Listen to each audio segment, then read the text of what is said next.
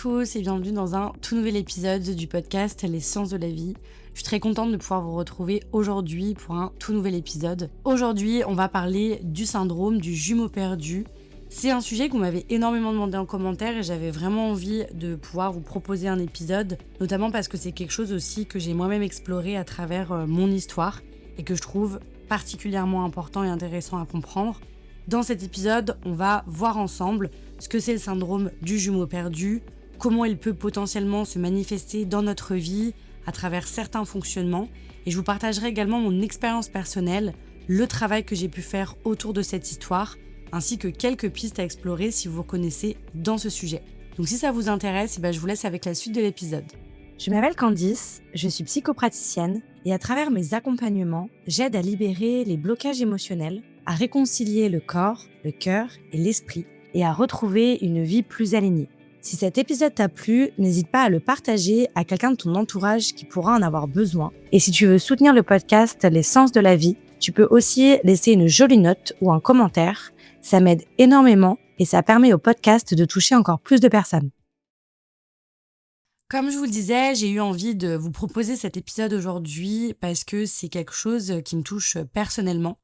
À plusieurs reprises dans ma vie, différentes personnes m'ont parlé justement de cette possibilité d'un jumeau perdu, notamment parce que elles trouvaient que chez moi, certains fonctionnements ou certaines caractéristiques pouvaient être associés justement à ce syndrome. Au début, forcément, je me suis demandé qu'est-ce que c'était ce syndrome-là. J'étais un petit peu perplexe.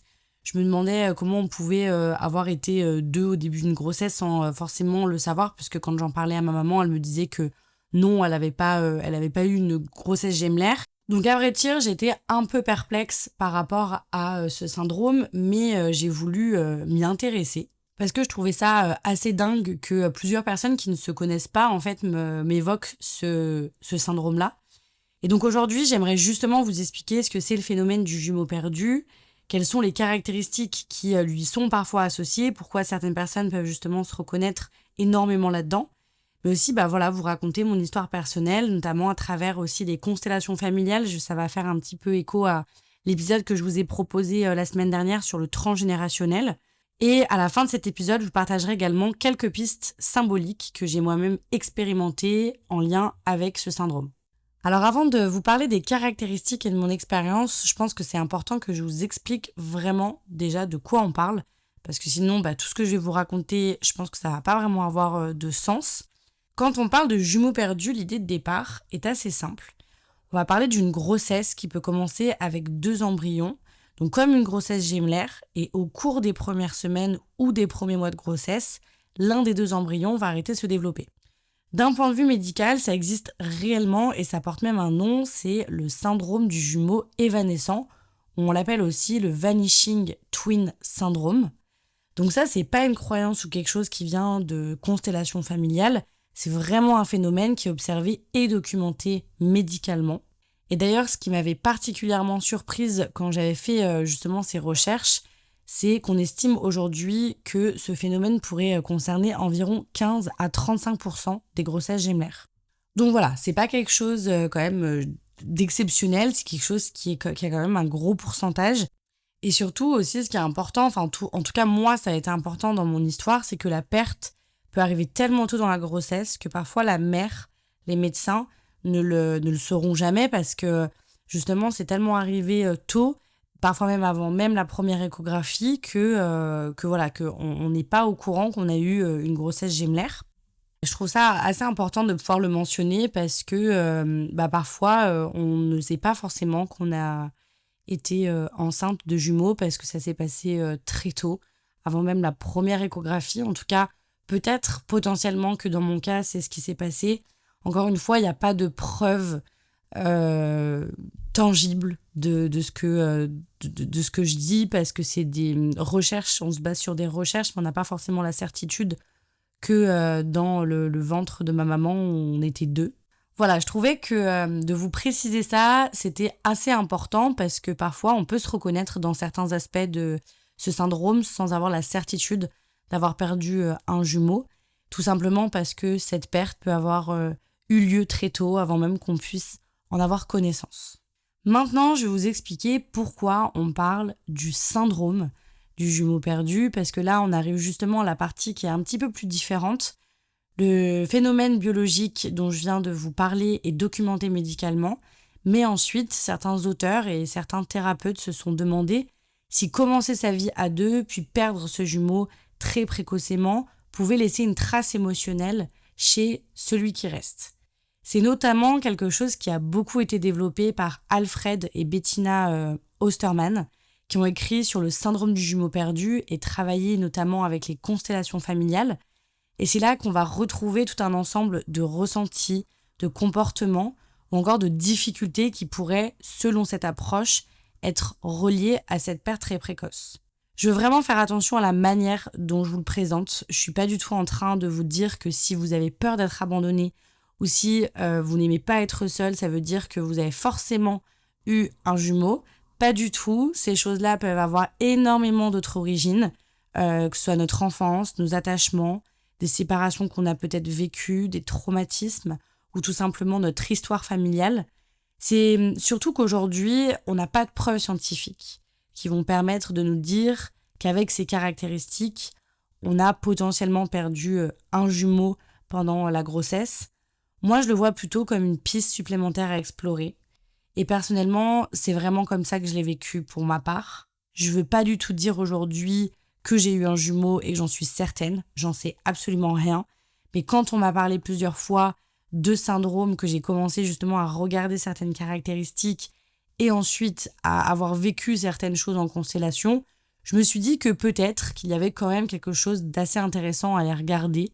Et surtout, peut-être que ça allait me permettre de pouvoir me libérer de certaines choses qui pouvaient me peser et qui pouvaient me bloquer dans ma vie. Si vous avez le syndrome du jumeau perdu, vous allez par exemple pouvoir vous retrouver dans cette sensation qu'il vous manque toujours quelque chose.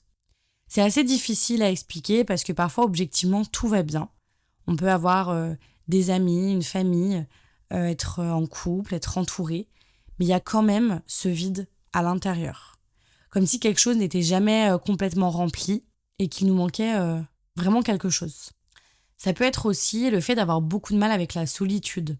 Et là, je vais pas simplement parler de préférer être avec des gens qu'être seul.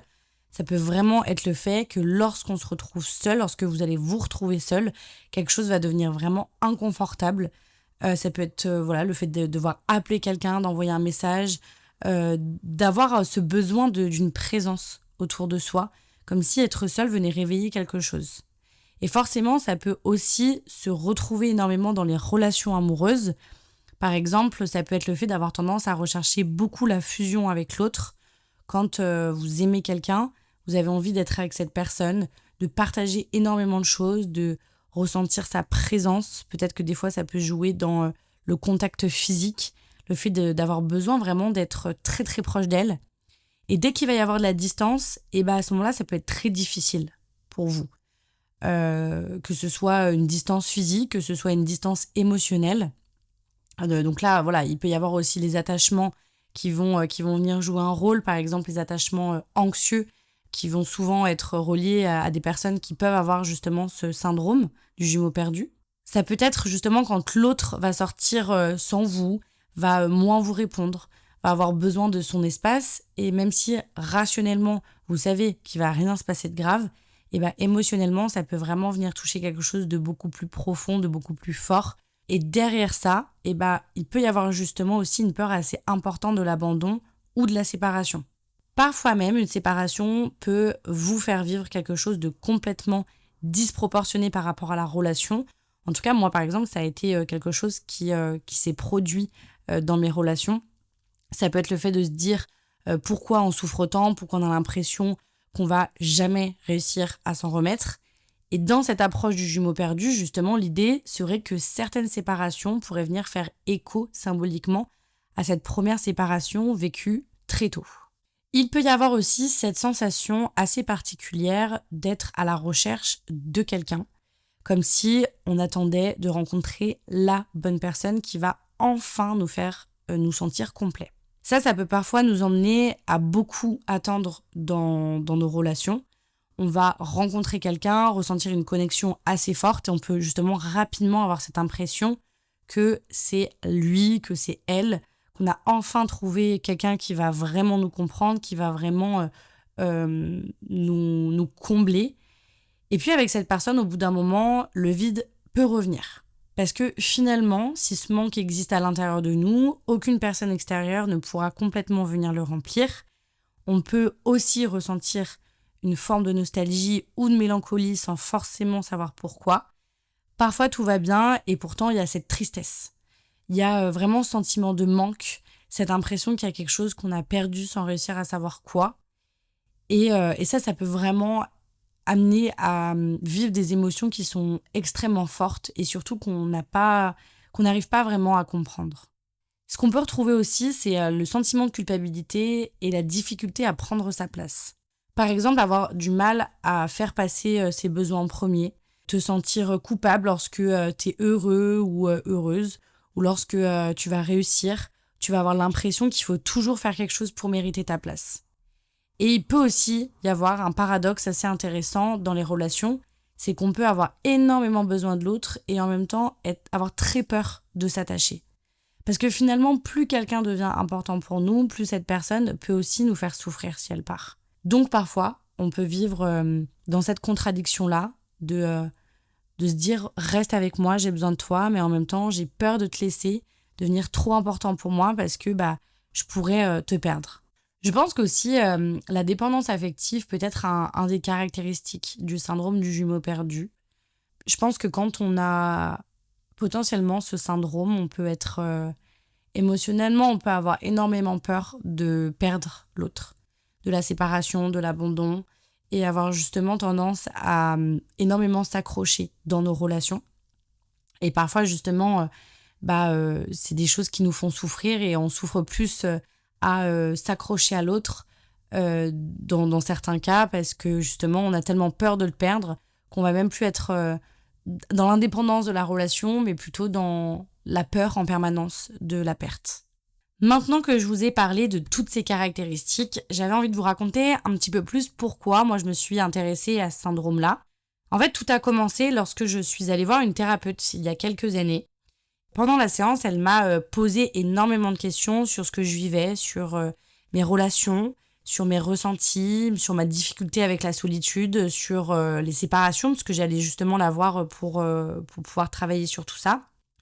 Et donc, à un moment donné, elle m'a parlé du syndrome du jumeau perdu. Elle m'a dit que pour elle avait vu certaines choses qui pouvaient expliquer et surtout que je pouvais aller explorer certaines pistes par rapport à ce syndrome-là. Et je me souviens vraiment être ressortie de cette séance avec une sensation assez particulière. C'est compliqué à expliquer parce que c'était pas quelque chose de rationnel. J'avais aucune preuve parce que je pouvais pas dire que j'avais eu un jumeau et que ça expliquait tout ce que je vivais. Mais j'avais vraiment cette impression qu'elle venait de mettre des mots sur quelque chose que je ressentais depuis des années. Et ça m'a vraiment fait quelque chose à l'intérieur. Ça m'a vraiment fait du bien, ça m'a un petit peu confortée et c'est pour ça que ça sonnait assez juste à ce moment-là pour moi. Donc forcément, après cette séance, j'ai commencé à m'y intéresser, à essayer de travailler un petit peu plus autour de cette hypothèse. Et puis en fait, je me suis rendu compte que c'était peut-être pas là où il fallait aller creuser, c'était peut-être pas là où j'avais besoin d'aller travailler pour pouvoir me libérer de certaines choses. Que ce soit ma dépendance affective, que ce soit la peur de la solitude, les séparations qui peuvent être difficiles, cette peur de perdre l'autre, parce que moi, c'est vraiment des choses qui me parlent, tout simplement, que j'ai vécues et qui sont assez présents pour moi dans ma vie. Et donc, j'avais pas envie de tout mettre sur le dos d'un potentiel jumeau perdu en me disant que j'avais trouvé la réponse à tout. Donc pendant un moment, j'ai vraiment mis cette hypothèse de côté, sauf que ce qui est assez drôle, c'est que le sujet est revenu à moi plusieurs fois. Au fil des années, j'ai rencontré différentes personnes, notamment dans le milieu du développement personnel, avec qui j'ai pu discuter de mon histoire, de mes fonctionnements, et plusieurs fois, sans forcément que ce soit moi qui amène le sujet, on m'a justement reparlé de ce jumeau perdu. Et donc, au bout d'un moment, je me suis dit, bon, peut-être que ça vaut peut-être le coup que j'aille voir ce qu'il y a derrière tout ça, parce que si on vient m'en parler plusieurs fois, c'est peut-être pas un hasard. Et donc, c'est là que j'ai décidé d'aller plus loin à travers les constellations familiales. J'ai eu la chance de rencontrer une personne incroyable qui travaille avec les constellations familiales, qui travaille à l'aveugle et qui a justement organisé tout un petit stage autour du syndrome du jumeau perdu. Alors avant, j'avais fait une constellation justement pour travailler sur ce syndrome-là, pour comprendre un petit peu plus ce qui jouait dans mon inconscient. Et ce qui a été assez troublant, c'est que la personne qui a joué mon rôle dans ma constellation avait perdu elle-même une jumelle à l'âge de 30 ans. Donc voilà, j'ai trouvé ça quand même assez fou, assez dingue.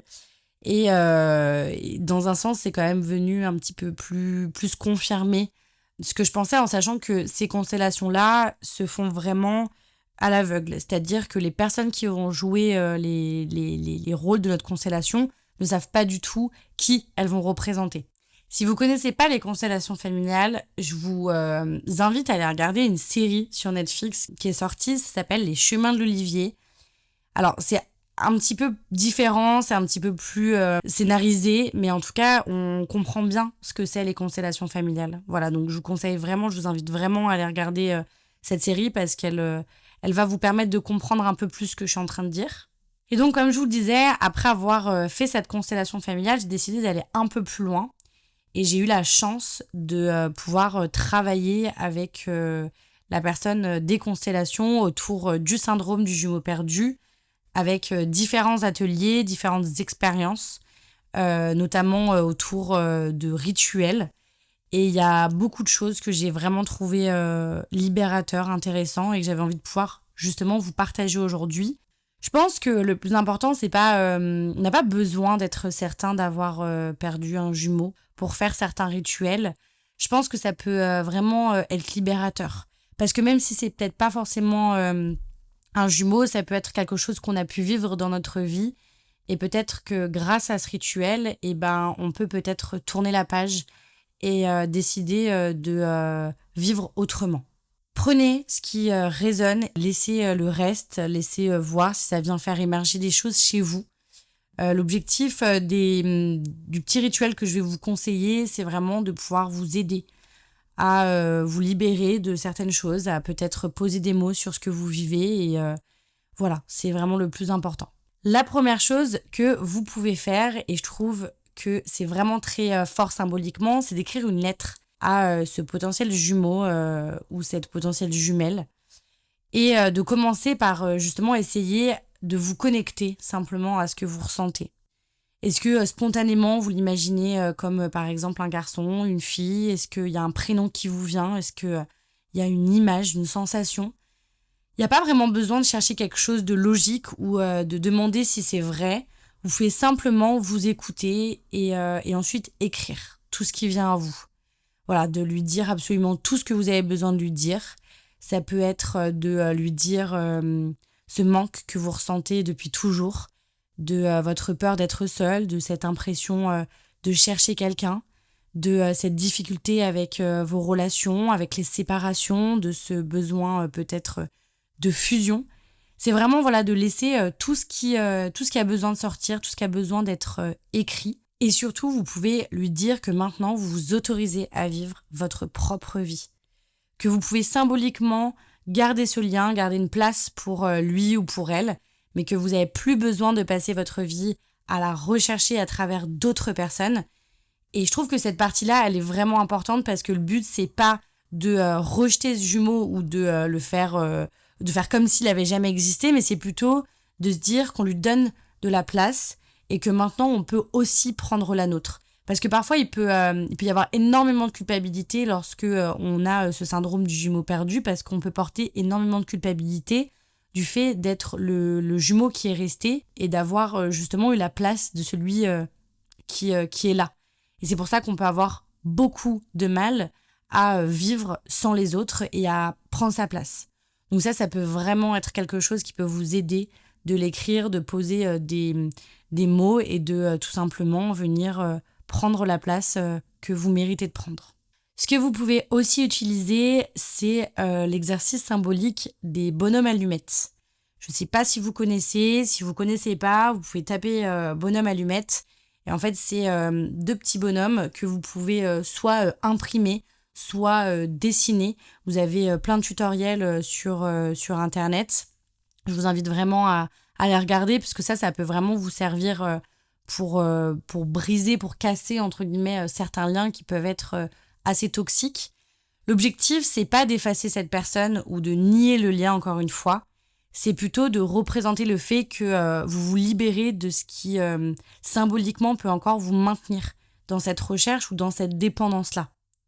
Et une fois que vous avez fait tout ça, une fois que vous avez écrit cette lettre, que vous avez fait ce petit rituel de bonhomme allumette, et ben vous pouvez en faire ce que vous voulez. Donc ça peut être le fait de brûler la lettre, de l'enterrer, de la garder, de la déchirer.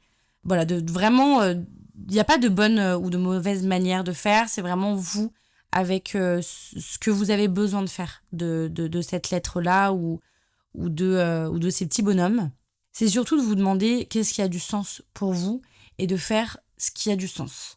La dernière petite chose qu'on m'avait conseillée pendant ce travail et que j'avais beaucoup aimé, c'était d'aller choisir un petit objet qui représente symboliquement ce jumeau ou cette jumelle. Ça peut être absolument n'importe quoi, que ce soit une pierre, un bijou, une petite figurine. Moi, on m'avait conseillé un petit doudou, je crois. Et l'idée, c'est vraiment de pouvoir lui donner une place. Donc de la garder, peut-être, de garder cet objet proche de vous ou pas. Ou d'aller peut-être lui rendre un hommage symbolique en l'enterrant, la mettant où vous voulez. En fait, le but, c'est pas de rester accroché à cette histoire ou de continuer à alimenter un manque. C'est justement de pouvoir dire « Ok, tu as ta place et j'ai plus besoin de te chercher partout. Et moi aussi, j'ai la mienne et je prends la mienne. » Et je trouve que c'est finalement ce qui résume assez bien tout le travail que j'ai pu faire autour du jumeau perdu. J'ai jamais cherché à obtenir la preuve absolue que ce jumeau avait existé, mais j'ai plutôt cherché à voir ce que cette hypothèse venait raconter de moi, venait raconter aussi de mes blessures, de mes relations ou de certaines choses que je ressentais depuis très longtemps. Et finalement, qu'il ait réellement existé ou non, le travail que j'ai fait autour de cette symbolique m'a vraiment permise d'aller rencontrer certaines parties de moi que j'avais vraiment besoin d'aller écouter et surtout d'aller poser des mots sur tout ce que je pouvais ressentir. Pour moi, ça a vraiment été libérateur, donc c'est pour ça que je voulais vous proposer cet épisode aussi, pour pouvoir vous donner des conseils si vous aussi, vous reconnaissez dans ce syndrome-là. En tout cas, j'espère vraiment que cet épisode vous aura permis de mieux comprendre ce que c'est le syndrome du jumeau perdu. Peut-être aussi de mettre des mots sur certaines choses que vous ressentez ou que vous vivez.